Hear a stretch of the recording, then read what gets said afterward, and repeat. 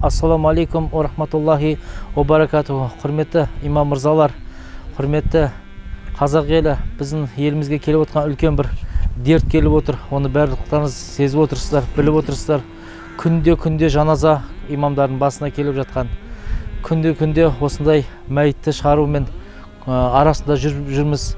Сондықтан да халқымыз аман болсын деп отырып, Жамбыл ауданы Шынасыл мешіті және де осы ауылдағы Жамбыл ауданындағы бүкіл имамдар бірге отырып, мына бір малды шалсақ деп отырмыз. Ақсақалдар бастап, осы сөзімізді бастады.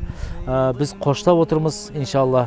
Сондықтан барлықтарыңызға сәттілік тілейміз. Еліміз аман болсын дейміз, жұртымыз тыныш болсын дейміз. Мінбарларымыз бос болып қалды. Қазір жұма намазда оқылмай жатыр, өздеріңіз көріп отырсыздар. Соның барлығы осы дерттен, сынақтан дұрыс өтуге нәсіп етсін дейміз. Біз енді Алла Тағаланы сынау үшін емес, Алла Тағаланың сынағын көтеру үшін келген пенделеріміз ғой. Алла Тағаланы сынау емес, Алла Тағала неге бұлай істеді, неге бұлай істеді деп Аллаға мін айта алмаймыз. Енді сол үшін Алладан келген сынақ болмаса, сол нәрседен қалай шығамыз, қалай сүрінбей өтеміз деген ниет үшін мына бір құрбандық шалып отырмыз. Мына баршаларымыздың құрбанымыз қабыл болсын дейміз. Және де дүниеден өтіп кеткен біздің Жамбыл ауданында 5-6 имам бар.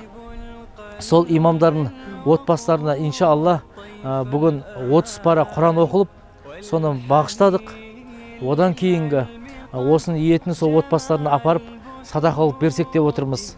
Олар енді жатқан жерлер жайлы болсын, ол бауырларымыз дін жолында қызмет етті, дін жолында қанша рет өзіміздің арамызда жүрді, дүниеден өтіп кетті, соларды еске алу мақсатында өйстіп бас қосып отырмыз.